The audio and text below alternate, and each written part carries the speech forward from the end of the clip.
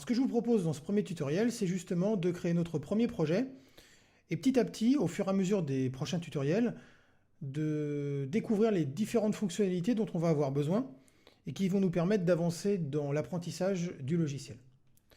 À l'ouverture de DP, on a un petit cartouche qui s'affiche à l'écran et qui nous propose différentes options.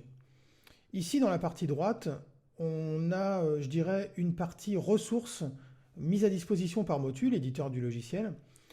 Ici, par exemple, différents boutons qui vont nous permettre d'accéder aux nouvelles fonctionnalités de Digital Performer 8, mais aussi à du contenu pédagogique sous forme de vidéo, en anglais malheureusement, d'où l'intérêt pour nous de vous proposer du contenu pédagogique vidéo en français.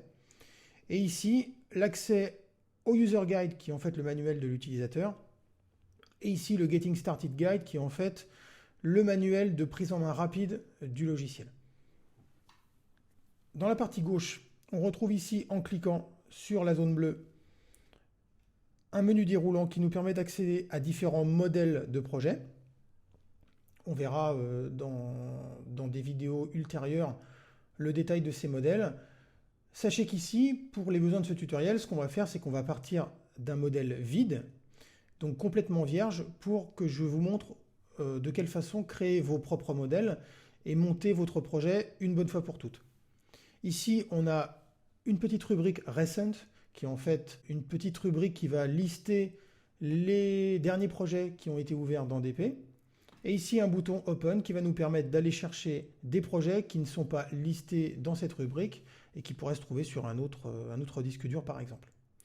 Donc, rentrons dans le vif du sujet. On va créer notre projet vide en cliquant sur New. Ici, j'ai une petite fenêtre qui apparaît à l'écran et qui me demande où est-ce que je veux sauvegarder mon projet. Donc, j'ai choisi de le mettre sur le desktop, c'est-à-dire le bureau. J'ai déjà un répertoire que j'ai créé ici en appuyant sur le bouton New Folder, que j'ai appelé DP Project. Donc, je vais le sélectionner. Je vais donner un nom à mon premier projet. Donc, on va appeler ça projet 1. C'est pas très original, mais ça n'a pas d'importance. Et je vais faire Save. Ici, mon projet s'ouvre à l'écran. On voit qu'il est vide, c'est-à-dire qu'on n'a vraiment rien dedans.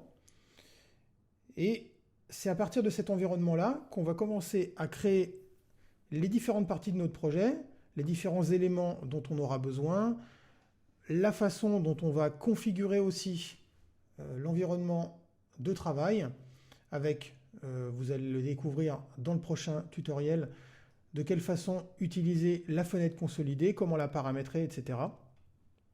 Donc voilà, on vient de créer notre premier projet vierge et dans le prochain tutoriel, ce qu'on va faire, c'est qu'on va le remplir et commencer à travailler et à utiliser différentes fonctions du logiciel.